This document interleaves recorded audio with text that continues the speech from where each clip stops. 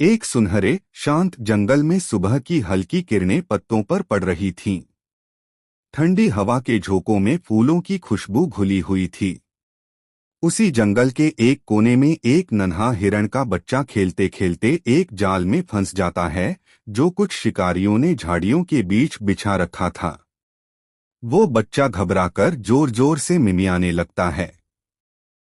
उसकी माँ, एक सुंदर और तेज दौड़ने वाली हिरनी, अपने बच्चे की आवाज सुनकर बदहवास हो जाती है। वो पूरे जंगल में मदद के लिए दौड़ती है, मगर कोई भी आसपास नहीं होता। उसी समय पास के नीलकमल झील के किनारे एक मोटा, सुस्त मगर दिल का साफ नीला खरगोश नीलू आराम से लेटा हुआ धूप सेंक रहा होता है। तभी उसे बच्चे की मिमियाने की आवाज सुनाई देती है। वो चौकन्ना होकर अपने लंबे कान ताने हुए उठता है और आवाज की दिशा में तेजी से कूदता है। रास्ते में उसे रोती हुई हिरनी मिलती है। वो हांफते हुए बताती है, कोई शिकारी मेरे बच्चे को पकड़कर ले जा रहा है। कुछ करो न।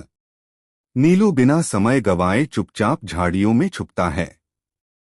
वो देखता है कि एक मोटा शिकारी बच्चे को एक वैन में ले जाने की कोशिश कर रहा है।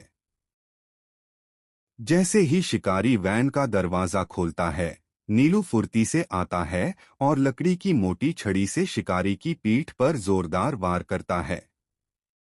शिकारी दर्द से कराहता है और लड़खड़ाकर गिर जाता है।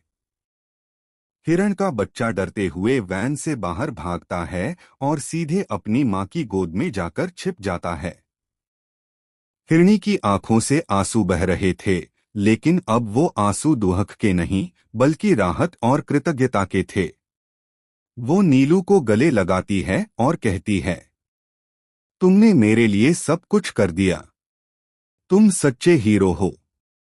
कुछ ही समय में जंगल के अन्य जानवर भी वहां आ जाते हैं, उल्लू, बंदर, भालू और मोर। सब मिलकर नीलू की बहादुरी की तारीफ करते हैं। पेड़ों से सूरज की किरणें छनकर नीलू के चेहरे पर पड़ती हैं और पूरा जंगल उसके चारों ओर तालियों और मुस्कानों से गूंज उठता है।